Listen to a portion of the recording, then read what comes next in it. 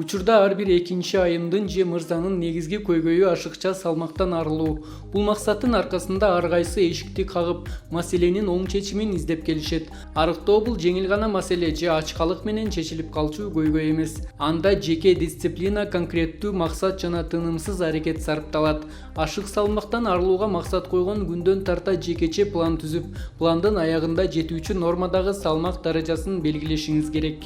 Чечим кабыл алды, ошонун планы болсун. Мисалы, менин боюм 1,76. Демек, менин салмагым 76 кг же андан азыраак болуш керек. Ал эми ушул эле бойдогу аял адам болсо, 71-72 кг болсо дагы жакшы.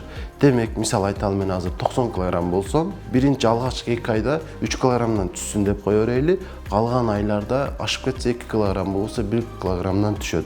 Ошондо жалпысынан 15 кг жоготуш үчүн мен алгачкы айда 2 кг 3 кг кессе, андан кийин 2 кг болгондо аз дегенде эле жарым жыл керек болот да. Максатты ушундай коюш керек. Албетте көңүл чөктүрөрлүк жыйынтыкка кабылбоо үчүн организмиңизди кескин катуу көнүгүү менен чарчатып же узак мөөнөттүк ачкалык менен чалыктырып албаңыз. Белгиленген нормада углевод, белок, майлары азыраак тамактарга көңүл буруп, жашылча жемиштерди күнүмдүк тамак ашка кошушуңуз керек. Жогоруда белгилеп өткөндөй күнүмдүк кетирген калорияңыз жана зыяндуу май өлчөмүн жок кылуу тапшырмаңыздын натыйжасын белгилеп туруңуз. Бул үчүн денедеги өзгөрүүлөрдү кагазга түшүрүп туруу ашыктык кылбайт. Анан негизги нерсе көзөмөл.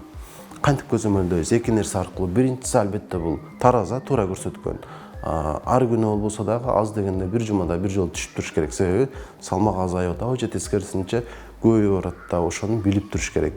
Анан экинчи текшерүү механизми бул албетте метр, лента метр менен белибизди өлчөп турабыз. Эгер биз эркек киши болсок 94 сантиметр же андан аз болгону жакшы.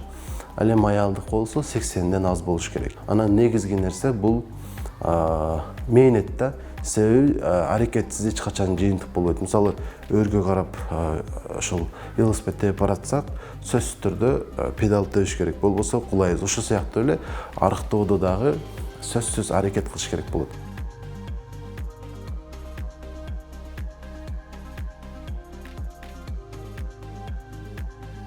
Ар бир оорунун өзүнүн диетасы бар. Мисалы, ашказан ооругандык өзүнчө, бөйрөк ооругандык өзүнчө, боор ооругандык өзүнчө. Бул диета.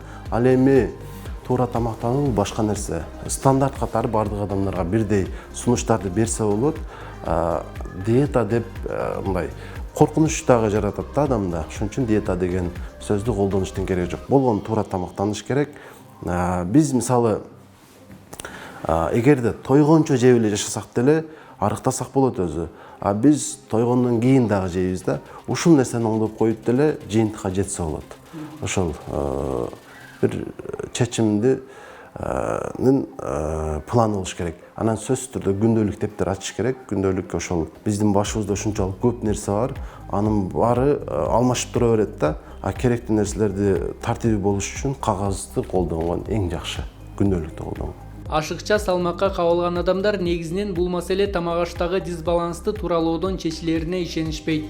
Бирок адам канчалык кыймыл-аракет аткарса да зыяндуу транс майларга бай тамак аштан баш тартпаган болсо, бул натыйжа артка кетүүсү ыктымал. Албетте, кыймыл-аракет учурунда аз өлчөмдө майлар күйүп жок болот, бирок тыныгуу мезгилинде кайра артык салмак келиши мүмкүн. Андыктан оор углеводко бай клетчатка саналган азыктарды көбүрөөк колдонуп, артык тамактан баш тартуу керек.